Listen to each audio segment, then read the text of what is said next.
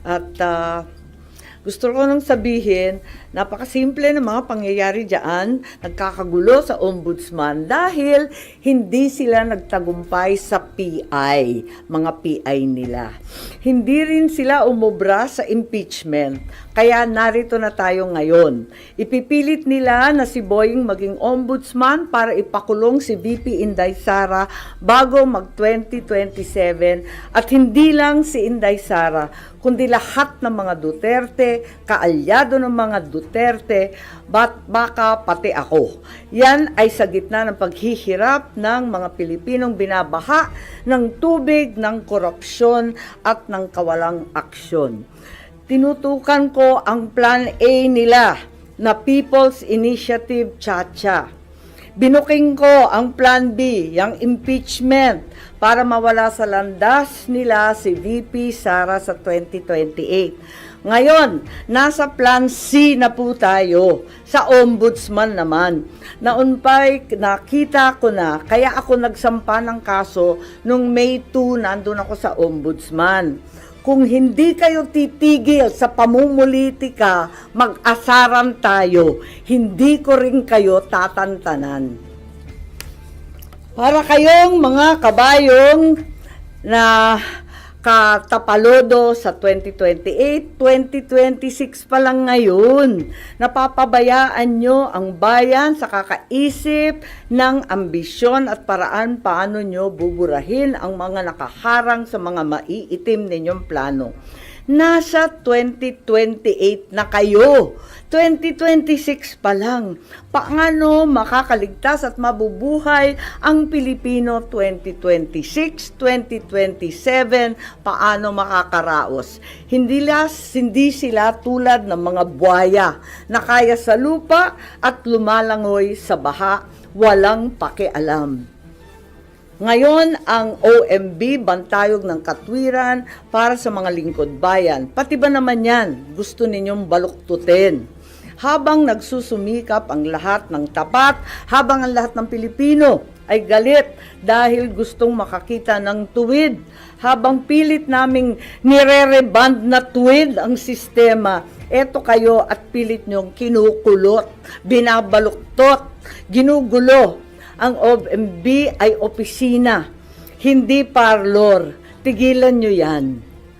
Ang mensahe ko naman kay bagong Deputy OIC Ombudsman Vargas ay simple lamang.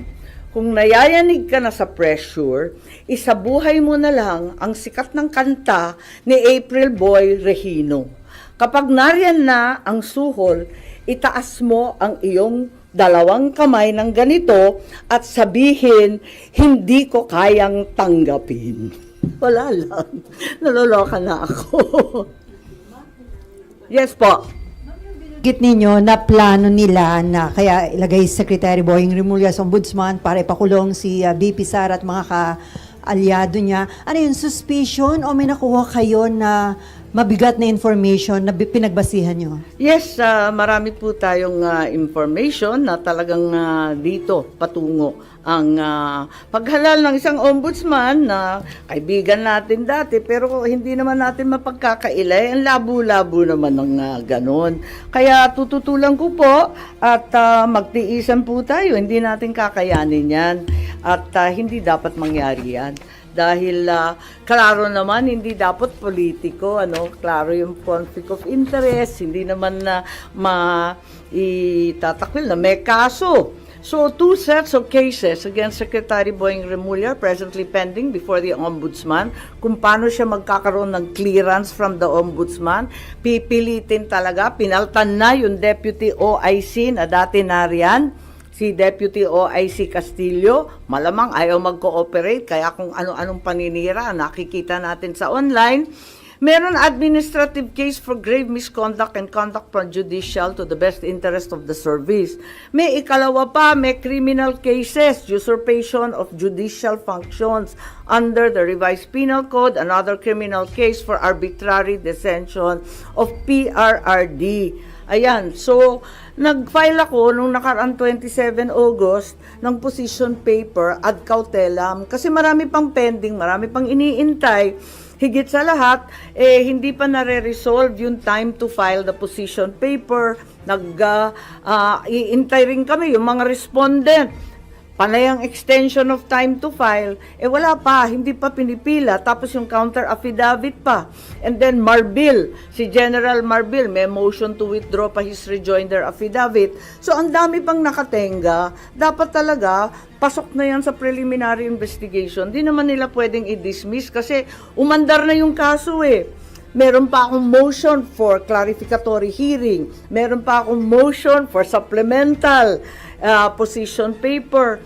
Kaya, ayun, nung nag-file ako nung 27 August, yung sumunod na araw, wala, tinanggal na si OIC Ombudsman Marie Flor Punsalan Castillo. Bigla-bigla ang pinasok yung Deputy Ombudsman sa Visayas, si Dante Vargas naman. Ang daing naririnig, ang daming haka-haka, ang daming pinapakita na sinisiraan na nga si OIC Ombudsman Castillo na dati-rati wala naman tayong naririnig tungkol dyan. Kung ano-anong district engineer flood zone control, talaga naman nasa uso bigla.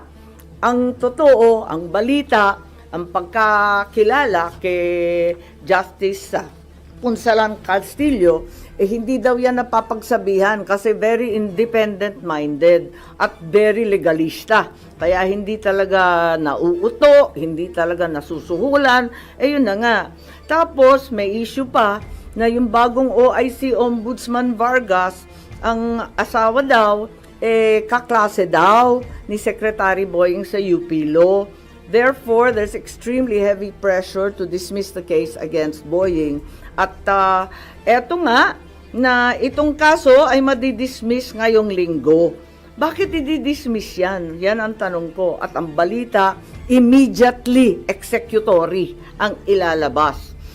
It's also alleged that even though the time for filing of the motion for reconsideration has not lapsed, the OIC will nonetheless issue an ombudsman clearance para tuloy-tuloy ang pag-appoint kay Boying. It's very bothersome if the cases will be dismissed days after the position papers were filed. Kulang pa yung response galing sa mga respondent. Marami pang pending incident. I-dismiss. Ang dami pang nakatenga. Hindi ba nakakaduda yan? There is a very ominous reason, clearly, for Secretary Boying to become the next ombudsman. It's the new phase in the effort to get rid of VP Sara before 2028. And since the PI failed, the impeachment failed, therefore the third attempt is lawfare at its very worst. Imprison Inday Sara, all the Duterte allies, including myself, perhaps to be harassed by cases with the new ombudsman. Plunder will be the name of the game. No bail and imprisonment until 2028. I will be very, very surprised kung aabot si VP Sara na malaya kapag naupo itong uri ng ombudsman. Kaya ako, magfa-file ako ng opposition, pati sa JBC, dahil klarong-klaro yung conflict of interest, tapos magiging magulo. Kapag itong mga kaso sa PRRD arrest will be rendered ineffective. Halimbawa, if the OIC Ombudsman caves to pressure, dismisses na nga the cases, pati yung MR i-dismiss, mapupunta sa CA, sa Supreme Court, paano yan? Kahit i-reverse ng CA or Supreme Court yung OIC Ombudsman, orders the dismissal from service, declares he's perpetually disqualified. Paano ma-enforce yung desisyon na yan kung si Secretary Boying ay nakaupo ng ombudsman? He can only be removed by impeachment. It may not be amiss to inform the JBC as well as the present OIC ombudsman that we understand and commiserate with the unbearable, tremendous pressure to issue a clearance. That way, the JBC is apprised to scrutinize more carefully instead the circumstances surrounding the issuance of said clearance or certification if and when that will be issued. Yun lang. Yan yung ganong plano to rid VP Sara and then i-dismiss yung kaso against Justice Secretary Remulla para may appoint siya sa ombudsman? Well, balitang-balita ang pressure sa mga investigador, matindi ang pressure, naririnig natin sa JBC at nakita natin ang mga galaw, di ba? Pinapaltan ang karapat-dapat na Deputy OIC na wala namang bahid at wala namang dahilan, biglang tinanggal at iba yung linagay, nakakapagtaka talaga.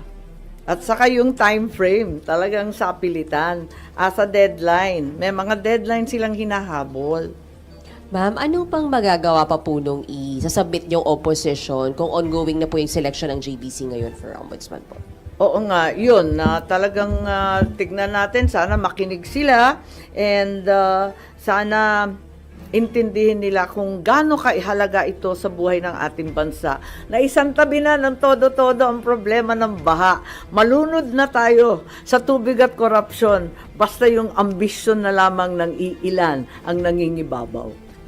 Good morning. Ma'am, ngayon yata isasalang sa JBC interview si Natapos Secretary. na, alas 10. Ah, pero yung opposition nyo po, na-file or na-discuss nyo po ba kay Senator Alan as member ng JBC representing Kakausapin the ko Senate? mamaya. Nagulat kasi ako, hindi ko akalain na magpapa-interview. Akala ko bawal yun hanggat walang clearance. Aminin ko, hindi ko alam na kanina naka-schedule agad-agad. Will you also question his being included sa shortlist? At tignan natin kung anong gagawin. Pero hanggat maaari, talagang pipilitin ko hanggat kaya at tututulan. Tulad nga ng sinabi ko kanina, ay nako, hindi ko rin kayo tatantanan kasi klarong-klaro naman ang moves nila. May message din po kasi Garapala na po. Ma'am, ang mensahe niyo po sa ading niyo na ultimately siya na may appointing authority. Ay nako, talaga naman, hindi yata nakikinig. Ma'am, kung ayaw nyo kay Sec Boying, kanino kayo doon sa 17 o 16 na iba pa? Ay hindi naman sa ayaw ko. Kaya nga lang, wag naman binabraso yung ombudsman. Yan na lang ang huling hantungan ng hustisya, ng katotohanan. Ang bigat naman nun. Constitutional body, guguluhin, ano? Wala naman akong sinasang-ayunan. Ang sinasabi ko, klarong disqualified. Kaya wag na lang. Ang liwaliwanag naman ang conflict of interest. Nakikita naman natin ang problema kapag may pending admin and criminal charges pa. Ang bigat naman, tapos gagawin ninyong ombudsman. Tama ba yun? Wala naman akong kinakampanyang kandidato para ombudsman. Sa totoo lang. Di ko nga kilala yung mga listahan. Siyempre, trabaho ng JBC yun eh. Wala na. Ibang issue lang. Ay, okay. Pero babalik pa ako sa budget. Okay, Oo, sige. yung madalian lang kung gusto nyo. Pero yun lang. Yes po. Ma'am, hindi ba parang ang for a goal na tanggalin lang si VP Sara, yun po talaga yung goal ni Secretary Remulla? Eh, hindi siya. Siguro yung mga nag-uutos din sa kanya. Marami kasi, di ba? Di ba masyado nang maliwanag ang pattern. Noon sinabi ng iba na napaka-alarmist ko. Bakit ko binubulabog ang lahat tungkol sa PI? O ngayon, tignan natin. Tapos yung impeachment, walang maniwala na itutuloy. Ayan, tinuloy. Wala rin nangyari. Kaya nandito na tayo sa Plan C. Yan talaga ang nangyayari. Ma'am, saan nyo nakuha yung information na may ganitong plano? Mag-ombudsman siya para ipakulong si VP Sara? Maliwanag naman kasi talagang sinabi na rin nung nag-iimbestiga yung mga Quadcom tungkol sa confidential and intelligence funds na ang tinutukoy, plunder charges, non-bailable, kulong bago 2028. Nakausap nyo na si VP Sara about this, ma'am? Yung possibility Hindi, na actually hindi pa. Kasi wala siya rito, sa totoo lang. At sa dami ng problema nun, dadagdagan ko pa.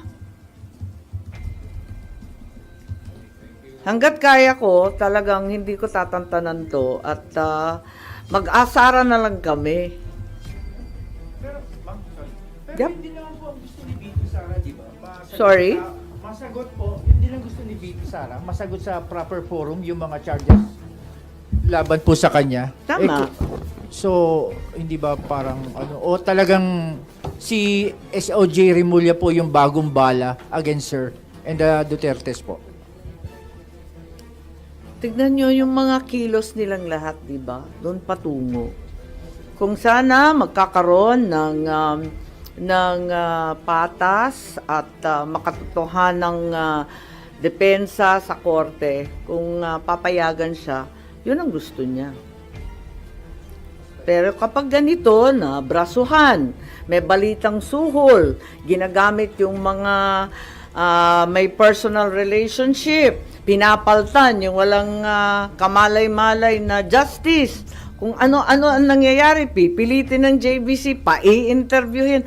Pambihira, hindi ba nahalata na brasuhan na talaga ito ng todo-todo? Kaya sabi ko nga, kung ganyan at hindi kayo maawat sa pamumulitika, mag-asaran tayo, hindi ko rin kayo tatantanan. Considering yung composition ngayon ng JBC, maasa kayo na pakinggan yung composition? Oo naman, oo naman. May mga nakausap na kayo na member? Wala. Hindi ako naglalabi, nakakahiya naman po. Magfa-file siguro ako. When are you going to file your own? Asap, nagulat ako. Kanina, nag-interview na eh. Yung mga minention yung ginagamit yung mga arguments sa Oo. Tignan natin. Baka to follow na lang yung OMB clearance. Kaya nag-interview. Hindi ko alam.